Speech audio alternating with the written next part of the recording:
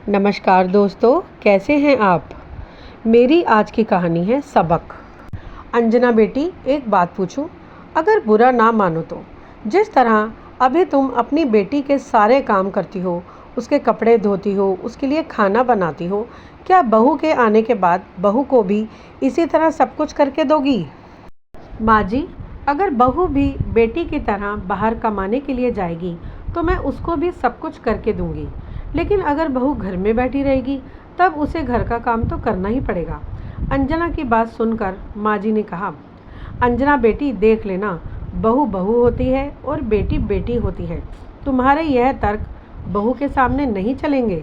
देखना कहीं ऐसा ना हो बहू और बेटी के बीच में तू केवल एक नौकरानी बनकर ही रह जाए।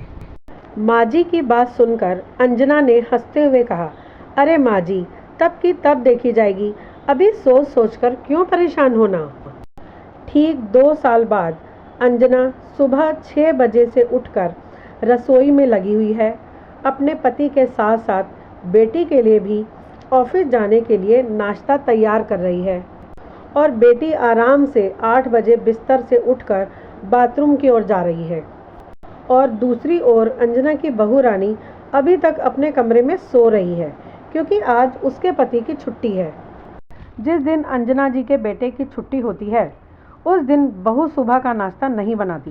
वैसे शुरू में अंजना जी की बहू सुबह सवेरे उठकर रसोई के सारे काम करती थी, लेकिन जब उसने देखा कि उसकी जवान ननद, जिसकी शादी की उम्र हो गई है, आराम से सोकर उठती है और दफ्तर के लिए निकल जाती है, यहाँ तक कि सासू माँ भी उसे कभी भी घर के काम में किसी तरह का सहयोग करने के लिए नहीं बोलती हैं।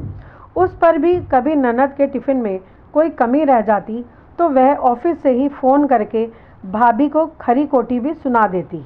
बस यही सब देखकर एक दिन बहू ने भी अपनी सास अंजना जी को 2 टूक जवाब देकर कहा कि माँ जी, अब मैं भी सुबह सुबह उठकर रसोई में कोई काम नहीं करूँगी। अब आपकी बेटी रसोई में जाकर अपना नाश्ता खुद ही बना लिया करे। वैसे भी अंजना जी का बेटा सुशांत एक दिन ऑफिस जाता था और एक दिन घर से ही काम करता था, इसलिए बहू उसी दिन रसोई में जाती थी जब उसके पति ने ऑफिस जाना होता था। अंजना जी के बेटे ने भी अपनी पत्नी का ही पक्ष लिया, क्योंकि उसे भी अपनी बहन का इस तरह से घर में कोई काम ना करना बहुत अखरता था। सुशांत ने कहा कि माँ, मेरी बीवी इस घर की बहू है, ना कि तुम्हारी बेटी की नौकरानी, इसलिए जिस दिन मैं दफ्तर नहीं जाऊँगा वह भी नहीं उठेगी। उस दिन अपनी बेटी को ही बोलो कि वह अपना नाश्ता खुद ही तैयार करके ऑफिस जाए। बेटे की बात सुनकर अंजना जी भी तुनक कर बोली, यह क्या बात हुई, बहू भला क्यों नहीं उठेगी। तुम्हारी बहन तो ऑफिस जाती है और 4 पैसे कमा कर लाती है, लेकिन बहू तो दिन भर घर में आराम ही करती है। फिर जो बाहर कमाने जाएगा वह घर में काम क्यों करेगा। माँ की बात सुनकर सुशांत बोला, माँ, तुम्हारी बेटी अगर पैसे कमाती है तो केवल अपने लिए। इस घर का खर्च मेरे पैसे से चलता है। वह अपनी कमाई का 1 पैसा भी इस घर में नहीं देती, तो फिर मेरी पत्नी भला उसकी गुलामी क्यों करे। और उस पर भी वह अपनी भाभी को खरी खोटी सुनाने से भी बाज नहीं आती। अब बेचारी अंजना जी भी क्या करती। बेटी और बहू के बीच में वह पिस चुकी थी, लिहाजा जिस दिन बहू नहीं उठती उस दिन अंजना जी को ही रसोई संभालनी पड़ती। और अब रह रह के अंजना जी को माँ जी की दी हुई नसीहत याद आ रही थी। अब उन्हें समझ आया कि बेटी को बहू के सामने अपने सिर पर चढ़ाने का क्या नतीजा होता है। एक दिन तबीयत खराब होने पर अंजना जी ने अपनी बेटी को सुबह का नाश्ता बनाने के लिए कहा, क्योंकि उस दिन उनके बेटे सुशांत की छुट्टी थी, इसीलिए बहू भी नहीं उठी थी। लेकिन बेटी ने यह कहकर साफ मना कर दिया कि इतनी सुबह सुबह उठकर रसोई में मुझसे पसीना नहीं बहाया जाता और मैं अपने ऑफिस की कैंटीन में ही नाश्ता कर लूँगी। बेटी की बात सुनकर अंजना जी ने कहा कि तू तो ऑफिस में नाश्ता कर लेगी, लेकिन तेरे पिताजी ने भी तो ऑफिस जाना है, वह तो कैंटीन का खाना नहीं खा सकते थे। अंजना जी की बात सुनकर बेटी ने कहा कि माँ, पापा के लिए नाश्ता बनाने की जिम्मेदारी तो भाभी की है, क्योंकि वह इस घर की बहू हैं। बेटी की बात सुनकर अंजना जी दुखी होकर बोली कि फिर तू इस घर की क्या है। बेटी ने बिना लिहाज किए जवाब दिया कि मैं इस घर की बेटी हूँ, वह भी कमाऊ, तुम्हारी बहू की तरह फालतू नहीं हूँ। अपनी बेटी की ऐसी बातें सुनकर आज अंजना जी की आंखों में आंसू आ गए। तब उन्होंने अपनी बेटी से कहा कि ठीक है, तो तू भी कान खोलकर सुन ले। इस घर की फालतू बहू अब से तेरा कोई काम नहीं करेगी और ना ही मैं अब तेरे किसी काम में हाथ लगाऊंगी।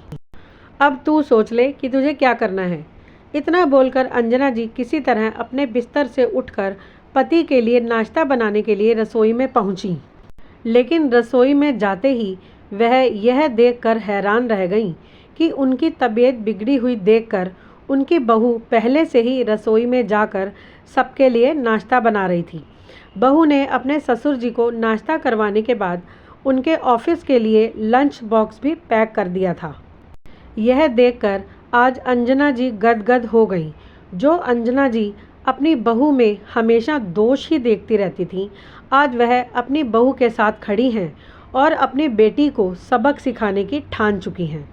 इस बात को 1 हफ्ता हो चुका है, लेकिन अंजना जी ने सचमुच अपनी बेटी के किसी भी काम को हाथ नहीं लगाया। घर का स्वादिष्ट खाना खाने की आदी हो चुकी बेटी भी अब कैंटीन का बेस्वाद खाना खाकर परेशान हो चुकी थी और आखिर में परेशान होकर उसने भी हथियार डाल दिए और सभी से माफ़ी मांगी। सुबह सवेरे उठकर अपनी माँ और भाभी के साथ मिलकर रसोई और घर के दूसरे कामों में भी हाथ बटाने लगी। दोस्तों, आशा करती हूँ आपको मेरी ये प्यारी सी पारिवारिक और शिक्षाप्रद कहानी पसंद आई होगी। जल्दी ही मिलती हूँ एक नई प्यारी सी कहानी के साथ। तब तक के लिए आप सभी को राधे राधे।